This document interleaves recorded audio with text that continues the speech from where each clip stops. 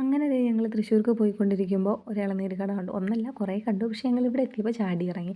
ആ ഒരു വൈബ് കുറച്ച് നേരം അവിടെ നിന്ന് ഇളനീരൊക്കെ കുടിച്ച് ആ തണലത്തൊന്ന് അവിടെ നിന്ന് കാറ്റൊക്കെ കൊണ്ട് അത് കഴിഞ്ഞ് ഞങ്ങൾ ദേ വണ്ടി എടുത്തു. കുറച്ച് മുന്നോട്ട് പോയപ്പോൾ വടക്കേ സ്റ്റാൻഡ് എത്താറായപ്പോൾ നമ്മുടെ മെയിൻ സാധനം കണ്ടു. ഇത് വണ്ടി നിർത്താൻ പറയേണ്ട ആവശ്യമില്ല. കുഞ്ഞു വണ്ടി നിർത്തി. ഇല്ലെങ്കിൽ സീനാവും എന്നറിയാം. അപ്പോൾ എന്താണെന്ന് നിങ്ങൾക്ക് മനസ്സിലായിട്ടുണ്ടാവുമല്ലോ. അതെ, എൻ്റെ ഫേവറേറ്റ് സാധനമാണ്. ഇത് എൻ്റെ മാത്രമല്ല ഒട്ടുമിക്ക ആൾക്കാർക്കും ഇത് കഴിച്ച ആൾക്കാർക്ക് ഇഷ്ടപ്പെടുന്ന ഒരു സാധനമാണ്. കഴിച്ചവരെന്തായാലും പിന്നെയും പിന്നെയും കഴിക്കുകയും ചെയ്യും. ഇതിൻ്റെ പേരാണ് പനനൊങ്ക്. എത്ര പേർക്ക് അറിയുമെന്ന് എനിക്കറിയില്ല. ഞാനിവിടെ പത്തനംതിട്ടയിൽ വന്നതിന് ശേഷം എനിക്കിഷ്ടപ്പെട്ട കുറച്ച് ഫുഡ്സിൽ ഒട്ടും കഴിക്കാൻ കിട്ടാത്തൊരു സാധനമാണ് ഈ ഒരു സാധനം. പാക്കറ്റിൽ പോലും കാണാൻ കിട്ടില്ല. പക്ഷെ നമ്മൾ ഷൊർണൂർ, തൃശ്ശൂർ, പാലക്കാട് ഭാഗത്തൊക്കെ പാക്കറ്റിലൊക്കെ ഇഷ്ടംപോലെ ഉണ്ടാവാറുണ്ട്. ഞങ്ങളുടെ വീട്ടിൽ കുടുംബത്തൊക്കെ ഉണ്ടായിരുന്നു കേട്ടോ.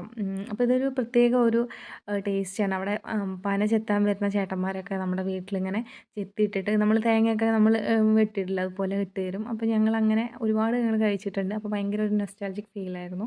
എന്തായാലും ഞങ്ങൾ കണ്ടപ്പോൾ ഞങ്ങൾ ആവശ്യത്തിലേറെ കഴിച്ചു. പിന്നെ ഇവിടെയെന്ന് പറഞ്ഞു കഴിഞ്ഞാൽ ആ ചേട്ടൻ ഒരു ബോട്ടിലാക്കിയിട്ട് ഇതിൻ്റെ ജ്യൂസ് എടുത്ത് വെച്ചിട്ടുണ്ട്. എനിക്ക് തോന്നുന്നു ചിലത് ഈ വെള്ളം വറ്റിയതൊക്കെ ആയിരിക്കും ഉണ്ടാവും. അതുകൊണ്ടായിരിക്കും പുള്ളി ഇങ്ങനെ ഇടയ്ക്ക് എന്താ പറയുക ചില ആൾക്കാർക്കൊക്കെ കൊടുക്കുമ്പോൾ ഒഴിച്ചു കൊടുക്കുന്നുണ്ട്. ചേട്ടൻ എന്താ ഉദ്ദേശിച്ചതെന്ന് അറിയില്ല. ഞാനതാ ഉദ്ദേശിച്ചത് കേട്ടോ.